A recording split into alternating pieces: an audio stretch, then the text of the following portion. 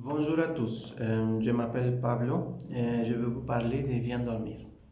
Si nous voulons rester en bonne santé, nous devons voir, respirer, bouger, s'en occuper et bien sûr bien dormir.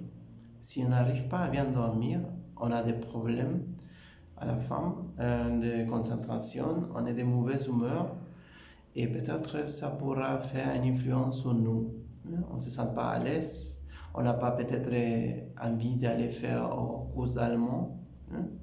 Alors je vais vous donner 4 conseils pour mieux dormir.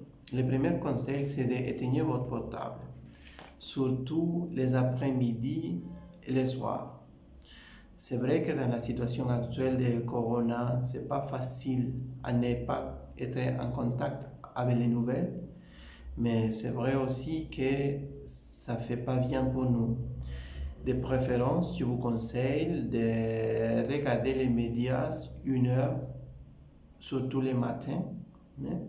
Comme ça, on pourra peut-être un peu mieux dosifier notre influence par rapport aux médias et aux nouvelles à la situation actuelle. C'est vrai que la situation actuelle, c'est pas facile.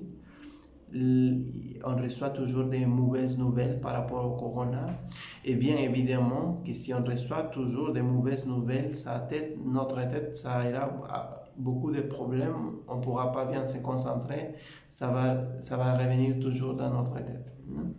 Deuxième conseil, peut-être de faire un rituel avant d'aller se coucher. Peut-être en regardant un bon film ou en lisant un bon livre.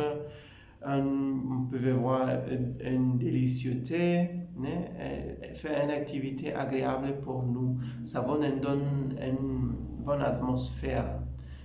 Ça va nous aider beaucoup. Le troisième conseil, c'est de toujours faire d'exercice, de rester en mouvement, c'est de toujours faire suffisamment d'exercice. Ça va nous aider à la santé aussi.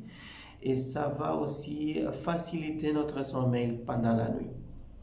Et le quatrième conseil, et le plus important, c'est toujours d'essayer de parler avec quelqu'un sur nos problèmes, nos inquiétudes, nos angoisses.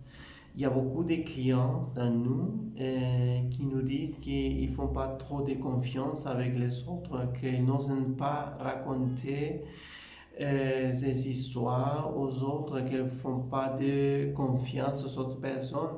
Le problème, c'est que si on reste comme ça, à la fin, tous les problèmes restent dans notre tête. On peut avoir des cauchemars, nombreux de cauchemars, et à la fin, on reste surchargé. Ça va pas nous aider. Alors, d'aller chercher un bon ami, ou bien un psychologue, ou bien un parent pour aller raconter toutes nos histoires.